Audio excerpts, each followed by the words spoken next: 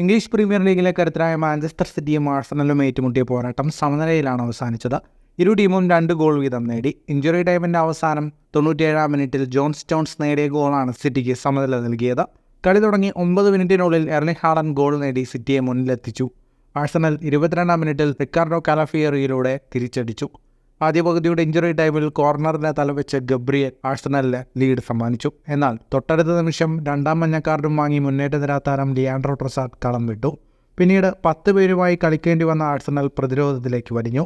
എന്നാൽ നീണ്ടുനിന്ന ഇഞ്ചുറി സമയവും സ്റ്റോൺസിൻ്റെ ഗോളും എതിരാളികളുടെ തട്ടകത്തിൽ സ്വപ്ന വിജയം നേടുകയെന്ന ആഴ്സണലിൻ്റെ മോഹം തകർക്കുകയായിരുന്നു. മത്സരത്തിന് ശേഷം പ്രതികരണവുമായി ഒരുപാട് ആരാധകർ സോഷ്യൽ മീഡിയ പ്ലാറ്റ്ഫോമായ എക്സിലെത്തിയിരുന്നു. ആഴ്സണൽ 10 പേരുമായും സിറ്റി റഫറി അടക്കം 12 പേരുമായാണ് കളിച്ചതെന്നായിരുന്നു പൊതുവെയുള്ള ആരോപണം. റഫറി സിറ്റിയെ പിന്തുണച്ചാണ് കളി നിയന്ത്രിച്ചതെന്ന വിമർശനം വ്യാപകമായ ആരാധകർക്കിടയിൽ ചർച്ചയാകുന്നുണ്ട്. ലിയാൻഡ്രോ ട്രൊസാർഡിന് 2ാം മഞ്ഞ കാർഡ് നൽകേണ്ടതില്ലെന്നും ആരാധകർ ചൂണ്ടിക്കാട്ടുന്നു.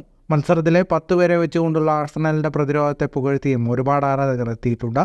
ഫുട്ബോൾ ലോകത്തെ കൂടുതൽ വാർത്തകൾക്കും വിശേഷങ്ങൾക്കുമായി സ്പോർട്സ് കഫേ ഇപ്പോൾ തന്നെ സബ്സ്ക്രൈബ് ചെയ്യുക.